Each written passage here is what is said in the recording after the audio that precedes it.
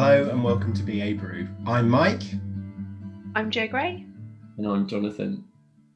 Today we're talking about the book Switch by Dan and Chip Heath, which is a great book recommended to us by Jo. Thank you, Jo, for recommending it. Slightly challenging given us such a thick book to read, but it's a great book, a really good book. I'd never heard of it before.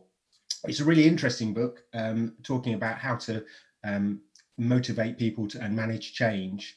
Why did you recommend this book? And I'll tell you a bit in a while, a bit more about the background. So this book was recommended to me a couple of years ago by a colleague at a time when we were going through a really big change, and it really helped to put some of the principles into practice. At the time, I was quite busy at work and only got a few chapters in, so I was really determined to sort of finish it, and this felt like a really good kind of opportunity to do that and review it. But yeah, I think there are just some really simple principles, so you don't have to read the whole book to get value out of it. No, there's a spoiler alert, there isn't there? If you jump quite a way back through the book, towards the end of the book, there is a one-page summary. So if you don't want to buy the book, maybe you could go to the library and just read that one page. But just to give you a sort of feel for what the book's about, it's talking about that change, and it gives sort of 4 key ideas. One is direct the rider. We'll talk a little bit about what the rider is, who the rider is, and the key things around that are finding bright spots, scripting the moves for that rider to take, and sort of give them some idea of where they're going. You've got to motivate the elephant, and again, we'll perhaps talk a little bit about the elephant. The elephant's in the room, but we don't know what it's about at the moment. And we've got to find the feeling for that elephant, shrink the change so it doesn't feel too challenging, and then grow people. We've got shaping the path, so that's all about identifying where we're going and tweaking the environment to help get to that destination, building the habits of people in that change and getting everybody on board. And that's kind of the one-page summary of the book. How did you find it, Jonathan? That's the structure, and those 3 things are my kind of takeaways. Well, you got the rider, I think, is appeal to people's logic, so give them a logical reason as to why they might want to engage in change. The elephant, for me, my takeaway is, well, people are a whole. They're not just logical, they're emotional beings as well, and we've got to think about, well, how emotionally connected are people to this change, and how might you communicate to people's emotions to get them to feel something with regard to the change. And then the shape the path, I think, make it easy for them, make it really clear what it is that is expected, and don't leave much ambiguity, so it's really kind of easy for them to follow. The thing that I liked about the book was the bright spots thing. I thought that was really good, and a bright spot is where you're looking in an ambiguous context, there's a problem, and for me the bright spot is finding something that's working already in that environment and seeing if you can learn from that and replicate the success of that bright spot. And I think that we maybe don't look for that enough as change professionals. Well, what's already working and how could we build on that? We might sometimes take that for granted or can overlook it, and I thought that was really useful. Jo, I'm going to have to say I like short books, and this is not a short book. It was a little bit of an ordeal to get through, I will admit, but I think it's a worthwhile book to read because the messages in there are brilliant. They're really good, and I think it really brings change to life in terms of the emotional connections to it. And I think there's some really powerful messages in here. Jo, do you like the book? I do actually like the book. It's quite a long read, and there are loads of scenarios, so it gives you examples of the rider and the elephant and the path and where they've made that change. And at the beginning you read these examples and you think, how on earth can they get out of this? How can they make this change? But somehow they manage it with sort of very small kind of trigger points. And I like how the rider and the elephant and the path they're all as important as each other, and you've got to get them all right to actually make that change happen and shape that path, which I thought was really nice, really good examples. Yeah. Do you think you'd use it? Do you think you'd use it on yourself or with a colleague or on a team in terms of helping to manifest the change in the workplace? Actually, funnily enough, I have actually used it. So a couple of years ago when I first read the book, I read the part about the gloves. So there's an example of a big organization and they had quite inefficient spending habits. And this guy didn't have any budget to go out and do any analysis. And he spoke with all the different teams. And it turned out that they were all buying gloves from different suppliers and they were spending like completely different amounts on these gloves. So what he did, he got all of the gloves and put like a tag of the cost on them and then laid them out in front of all the managers, and they were kind of shocked, and it made them make that change to change their purchasing habits. And I did something slightly similar to this with all of our forms at the council. So I took all of our online forms. They all look slightly different in appearance, and I laid them out so we could assess the differences between the forms and kind of how confusing it is sometimes for our residents to fill them out. And it was sort of a similar thing, but on a smaller scale, and it really helped to make that kind of visual impact. Well, I think that's a great story, and that the glove example in there, where he stacks the gloves on the table and lets the executives see them and the price tag of what's being paid.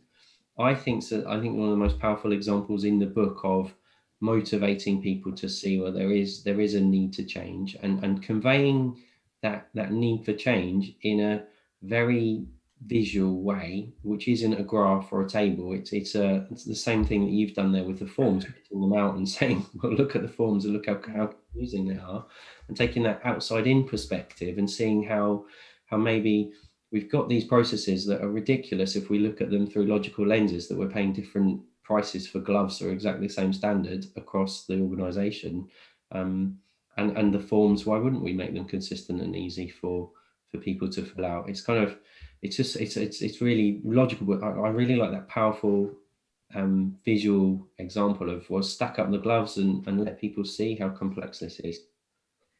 Actually, Mike, you were talking about analysis techniques and how these could apply in the book, and that's probably a really good example of one. It's sometimes we'll create all this data and all this analysis and all these brilliant slides on the impacts of a change, but unless you actually show someone and shock them, it's hard to make that change. Absolutely, and I think that's one thing that came over really strongly for me in the book is the idea of appealing to the emotion. So you can provide all these facts, you can provide lots of graphs and all sorts of things, but actually if you've got something that evokes some kind of emotion and there's some kind of the shock of all of those gloves or all of those different forms, it's really, really powerful.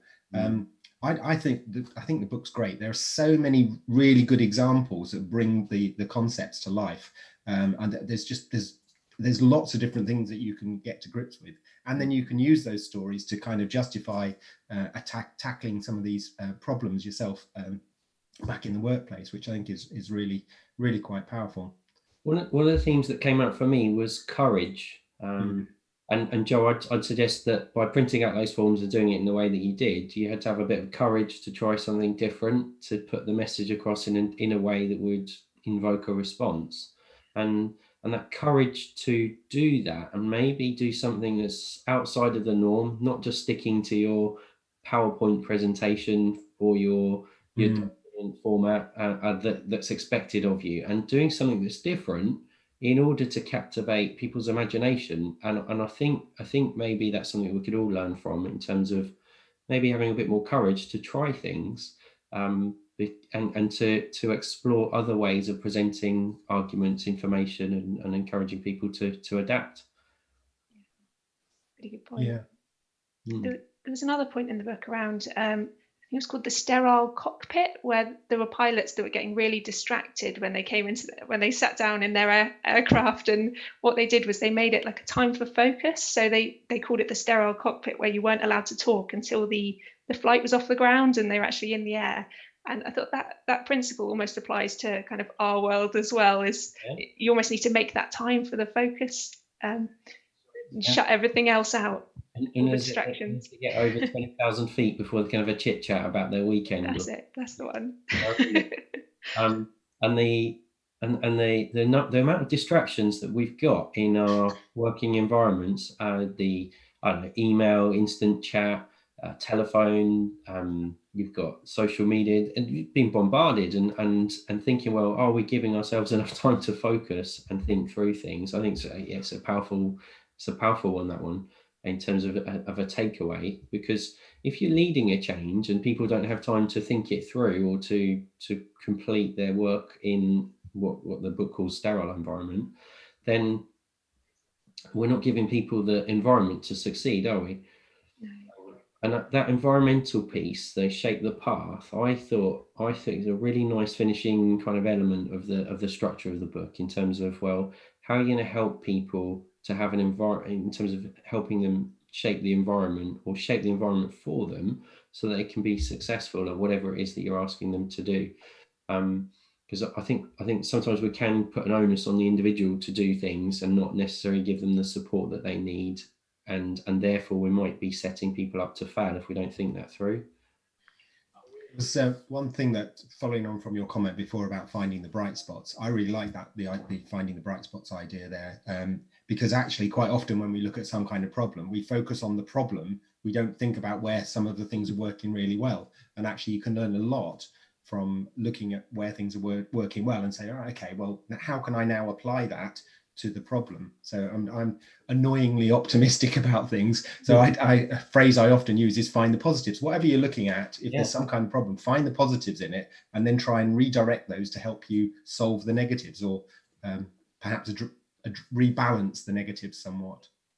I'm gonna be, I don't know whether it's controversial or not, but I think that if someone doesn't want to change, and I'm going to use the word stubborn, if they're stubborn and they do not want to change, I'm not sure the book gives us the answers as to how to change that particular person's habits, behaviors. I think it gives us some really good insight, but I'm not sure any book could solve this, by the way. I'm not expecting the authors to solve this problem, because if someone's stubborn and just doesn't want to change for whatever reason, I'm not sure that appealing to emotions and logic and shaping the environment will really get them to change. And what I'm quite keen to do, because I've only read the book in the last month, is to test out some of these ideas to see if it has the impact that the authors don't guarantee success. They're not saying that, but I'm really quite keen to test out some of these ideas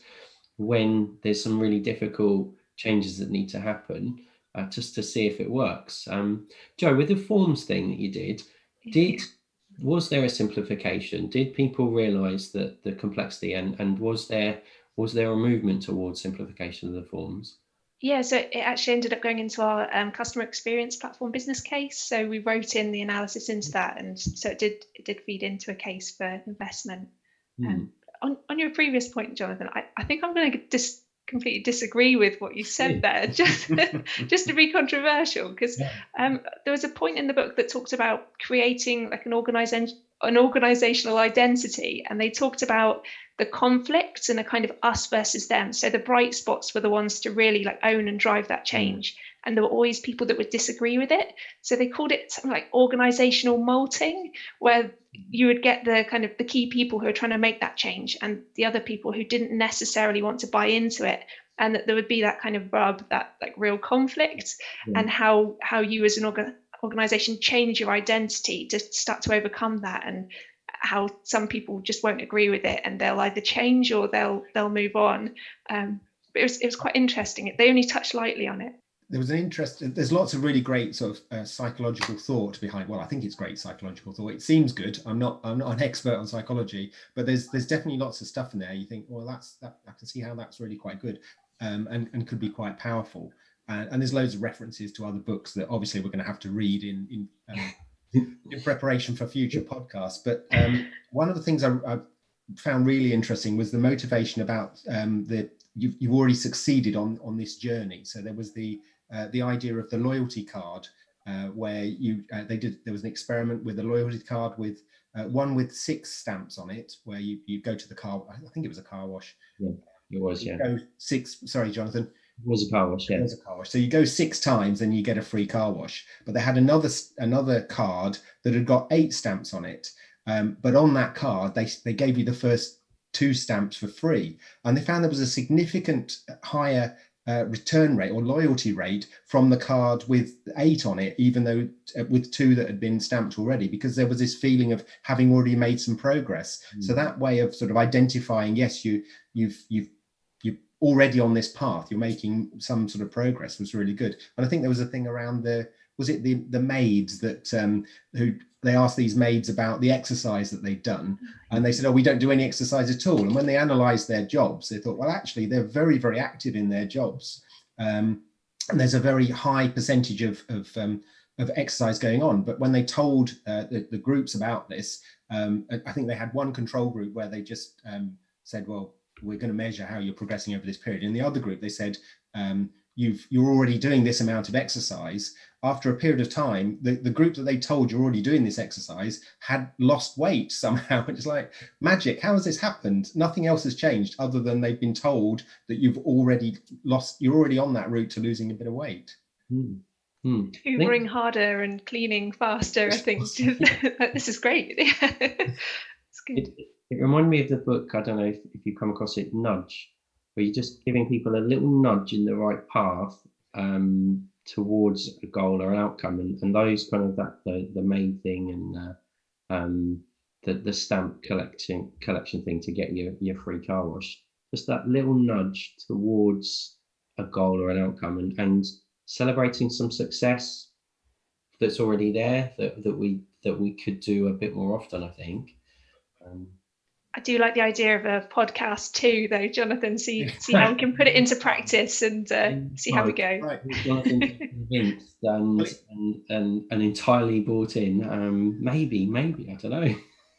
I think we've done podcast 1, haven't we? Now we've recorded podcast 1. We've successfully done that. We can have our eye on podcast 2, and I think that's probably a good point to think about. Let's wrap this up. Let's save some of these gems for podcast 2.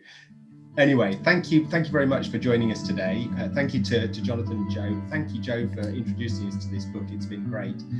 If anybody else has any suggestions for further episodes, books or techniques you want to talk about, please email us. Our email is babrew@AssistKD.com. Thanks again, and hope to see you soon. Thank you. Thank you. Thanks.